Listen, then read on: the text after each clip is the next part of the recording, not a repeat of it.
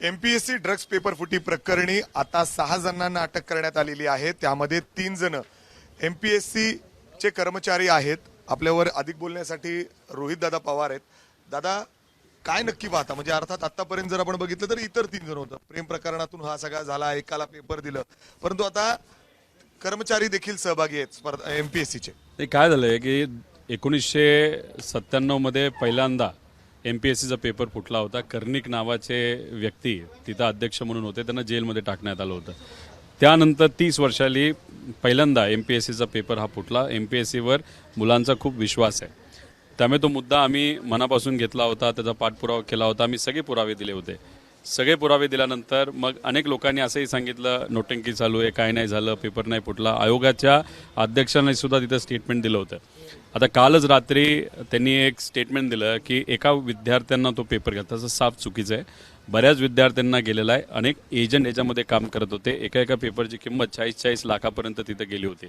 आता विद्यार्थ्यांशी बोलत असताना जेव्हा मी त्यांच्याशी संवाद साधला, मला काही प्रमाणात अंदाज आला होता की 6 लोकांना अटक केलेलं आहे, त्यात 3 अधिकारी आहेत, पण अजूनपर्यंत त्यांची नावं बाहेर आलेली नाहीत।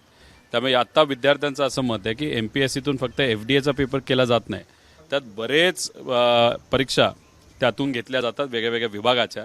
त्यामुळे एकतर मुलांचं म्हणणं आहे की ऑफलाईनच परीक्षा असावी आणि ह्याला जे कोणी जबाबदार आहेत त्यांना तुम्ही लगेच कारवाई करून जेलमध्ये टाकवा। आणि सगळ्यात महत्त्वाची मागणी जी मुलांची आणि आमची आहे, अध्यक्षांना घरी पाठवा, सेक्रेटरींना घरी पाठवा, महिना अखेरीसपर्यंत हा निर्णय केला पाहिजे।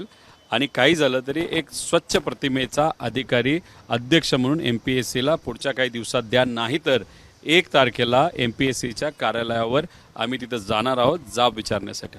दादा, पण आतापर्यंत विद्यार्थ्यांना ज्या आयोगावर एमपीएससीवर पूर्ण विश्वास होता, ज्या पद्धतीने ते काम करत होते, प्रत्येक परीक्षा यांच्या अंतर्गतच घ्यावी, यांच्या अंडरच घेण्यात यावी, मात्र आता तिथलेच अधिकारी दिसत आहेत।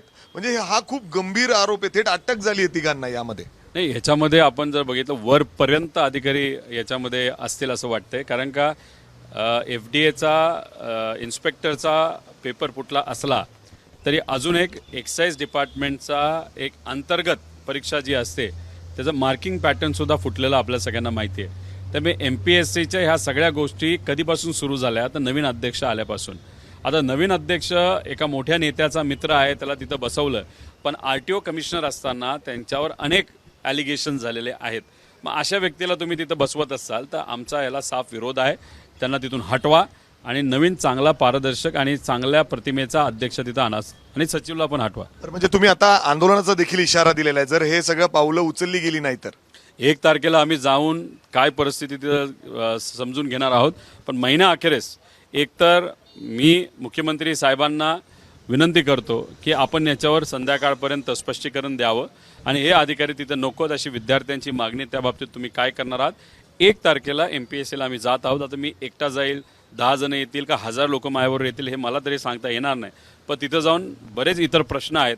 पण आमचं मत आहे की 1 तारखेला आम्ही जेव्हा जाऊ तिथं नवीन अध्यक्ष तिथं आम्हाला पाहिजे। विद्यार्थ्यांच्या आयुष्याची खेळ होतोय असं 100%। म्हणजे गरीब विद्यार्थी अक्षरशः चहा बिस्किटवर, पोह्यावर दिवस तिथं काढतात। आई वडिलांची ऐपत नसताना सुद्धा इथं ते पुण्यासारख्या ठिकाणी, नाशिकसारख्या, नागपूरसारख्या ठिकाणी येऊन ते बिचारे अभ्यास करतात, वर्ष काढतात, 5 वर्ष 6 वर्ष, कधीतरी परीक्षा येते त्यात बसतात आणि त्यात पेपर फुटतो आणि त्यात कळतं की 40 लाख 50 लाख, म्हणजे आयुष्यभर त्यांच्या आईवडिलांनी जेवढा पैसा कमवला नाही त्या एका पेपरसाठी तिथं दिला जातो। मग हे विद्यार्थी म्हणतात हे सरकार गरिबाचं आहे का श्रीमंताचं आहे? त्यामुळे हे खरंच अन्यायकारक आहे। आणि हे काय एक पेपर एमपीएससीचा फुटला नाही, एक तर मार्किंग पॅटर्न फुटला, हे 2 विषय। त्यानंतर सरळ नाही तर इतर जे काही परीक्षा सरकारच्या माध्यमातून घेतल्या 2023 पासून आत्तापर्यंत 15 वेगळ्या परीक्षेचे पेपर तिथं फुटलेले आहेत। HSCचा पण पेपर फुटलेला आहे आणि सगळ्यात मोठा घोळ जर आपल्याला बघायचा असेल तो CET-मध्ये, तोही मुद्दा आम्ही मार्गी लावल्याशिवाय राहणार नाही। अर्थात दादा, एक अजून प्रश्न आता सध्या येतोय की म्हणजे मुंबईतील जे कॉन्ट्रॅक्टर आहेत गजानन देवकाते, ते त्यांच्या आत्महत्या प्रकरणी म्हणजे अर्थात गेल्या 1 वर्षापासून ते सातत्याने खेटे मारत होते, 10 वेळा त्यांना बिलसाठी जावं लागत होतं। त्यांनी पत्र देखील लिहिलेलं आहे या संदर्भात आणि अशी वेळ येते की पैसे मिळत नाही, सरकारकडे पैसे आहेत आणि मिळत नाहीत, बिलं मिळत नाहीत। खरं तर देवकाते भाऊंचं जे काही आत्महत्येबद्दल मी ऐकलं, अतिशय वाईट वाटलं। आणि आतापर्यंत 6 लोकांनी, 6 मराठी कॉन्ट्रॅक्टरली आत्महत्या केलेल्या आहेत। गुजराती कॉन्ट्रॅक्टरला तुम्ही वेळेच पेमेंट देता, आंध्राच्या मोठ्या मोठ्या कॉन्ट्रॅक्टरला वेळेस पेमेंट देता. मराठी 1,00,000 कॉन्ट्रॅक्टर आहेत ज्यांचे 90,000 कोटी या सरकारकडे प्रलंबित आहेत गेले 2 वर्ष 3 वर्ष. त्यांना 1 रुपया सुद्धा तिथं दिला नाही. बऱ्याच लोकांनी आपल्या पत्नीचे आईचे दागिने तिथे विकलेत, कुणी जमिनी घाण ठेवलेल्या आहेत, कुणी घर घाण ठेवलेलं आहे आणि कसं तरी आता जगण्याचा प्रयत्न करतात. आणि हा 1,00,000 लोकांचा विषय असा नाही, त्यांच्या कंपनीमध्ये काम करणारे लोक, मजूर, हा जर आकडा बघितला 1 कोटी लोकांचा हा विषय आहे. आणि मग मला विनंती अशीच आहे या सगळ्या लोकांना की कृपा करून आपण आत्महत्येचा विचार करू नका. आपण मराठी माणसं आहोत, स्वाभिमानी आहोत, आपण रस्त्यावर येऊन लढू. एकत्रित जर आलं, एकजूट जर दाखवली, या सरकारला, घमंडी सरकारला आपण गुडघेवर आणल्याशिवाय राहू शकत नाही. त्यामुळे कृपा करून आत्महत्येचा विचार करू नका. संघटित होऊ आणि यांना घाईला आणू. जर नाही गेलं तर डिसेंबरचं नागपूरचं अधिवेशन हे आपण होऊनच द्यायचं नाही, ही भूमिका आपण सगळ्यांनी घ्यावी.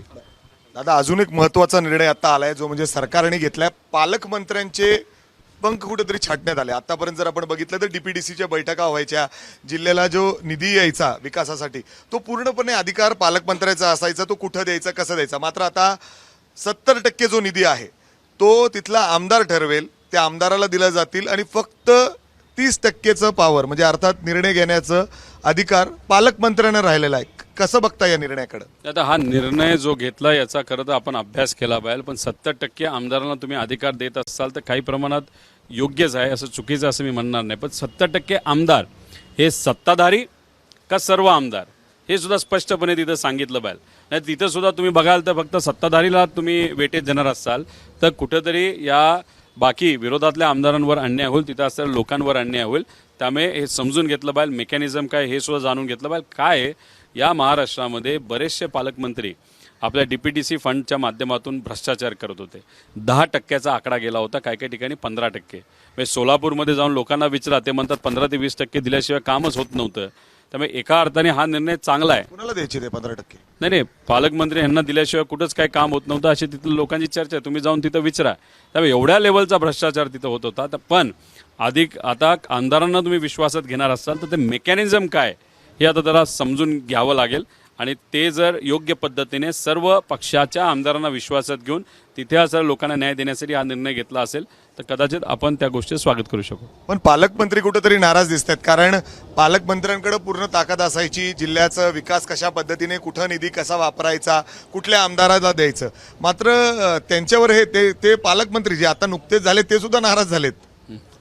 आता बघा, ह्याच्या मागचं वेगळं राजकारण काय आहे का बघावं लागेल. कारण का देवेंद्र फडणवीस साहेबांनी अप्रत्यक्ष जो रूल होता की मुख्यमंत्र्यांना सगळे अधिकार होते, मंत्री नुसते नावापुरते होते. आता त्यांनी पेपरवर तो रूल आणलेला आहे की मुख्यमंत्र्यांकडे सगळे अधिकार. आता ह्याच्यात पालकमंत्री हे अजितदादांच्या पक्षाचे सुद्धा आहेत आणि हे एकनाथ शिंदे साहेबांच्या पक्षाचे सुद्धा आहेत. तर पालकमंत्री हे बहुतांश मंत्री आहेत. मंत्र्यांना तसे अधिकार तिथून काढलेले आहेत. तर पालकमंत्री असल्यामुळे त्यांना तिथे जे अधिकार मिळत होते ते सुद्धा छाटलेत असं आपल्याला म्हणावं लागेल. आता आमदारांना निधी किती कसा द्यायचा हा कलेक्टर ठरवणार. कलेक्टर हा रेव्हेन्यू डिपार्टमेंटच्या अंतर्गत येतो. रेव्हेन्यूचे मंत्री कोण आहेत? बावनकुळे साहेब आहेत.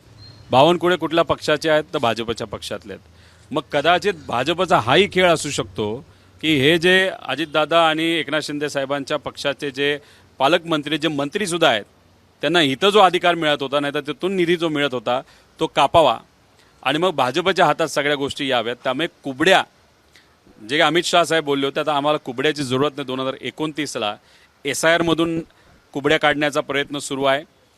नंतर जो रूल आणला की कुठलाही निर्णय मुख्यमंत्री हे ओव्हररूल मंत्र्याचा करू शकतात, त्यातून कुबड्या काढण्याचा प्रयत्न झाला. आणि पालकमंत्र्यांचे सुद्धा पंख छाटण्याचा जो प्रयत्न आहे तो कुबड्या काढण्याचाच आहे. म्हणजे बघता बघता नंतर असं कळेल राजकीय दृष्टिकोनातून या मोठ्या नेत्यांकडे, त्या पक्षाकडे कपडे राहतील का नाही असा प्रश्न आहे. भाजप सोपा पक्ष नाही, मित्रांना सुद्धा तो संपवतो. उलट जे विरोधात असतात त्यांना संपवता येत नसतं, मित्रांना संपवता येतं. त्यामुळे जे मित्र आहेत त्यांना मी आज सांगतो की SIR डिलिमिटेशन ह्या विषयाचा जेवढा फायदा भाजपला आहे तेवढं नुकसान तुम्हाला आहे. आजच निर्णय घ्या, आमच्याबरोबर विरोधात या आणि या भाजपला आपण सरळ करू. हे तुमच्याकडे असताना सुद्धा तुम्ही जर आज नरमला तर उद्या जाऊन 29ला तुम्ही सत्तेत येऊ शकत नाही. पण या निर्णयाचा तुमच्यासारख्या आमदारांना फायदा होईल का? कारण 70% निधी तुम्हाला अधिकार मिळणार आहे. अरे अधिकार मिळणार हो, हे बोलताना काही बोलतात. GR थोडा वाचावं लागेल. काय असतं बोलताना गोंड शब्दात बरंच काय बोलून जातात, पण शब्दाचा खेळ भाजपला नेत्यांना आणि मुख्यमंत्री साहेबांना खूप चांगल्या पद्धतीने येतो. त्यामुळे त्याच्यात कुठल्या आमदारांना अधिकार आहे एक ते बघावं लागेल. कलेक्टरला किती से हे तिथं बघावं लागेल. अधिकाऱ्याला से दिला असेल तर मग अधिकाऱ्यावर कंट्रोल हा रेव्हेन्यू मंत्र्याचा असतो, म्हणजे भाजपचा होतो. त्यामुळे हे सगळं GR नीट वाचावं लागेल आणि मग त्याच्यावर आपण नक्कीच डिटेलमध्ये कमेंट करू शकू. अर्थात जर आपण बघितलं तर आमदार रोहित दादा या ठिकाणी विद्यार्थ्यांना ज्या पद्धतीने त्यांच्यासाठी लढत आहेत, अगदी जर आपण बघितलं तर 1 तारखेला ते पुन्हा एकदा आयोगाच्या कार्यालयात त्या ठिकाणी जाणार आहेत आणि जाब विचारणार आहेत आणि वेळ पडलं तर त्यांनी आंदोलनाचा देखील या ठिकाणी इशारा दिलाय. कॅमेरामॅन विजय राऊतसह मी मिकी घई, ABP माझा, पुणे.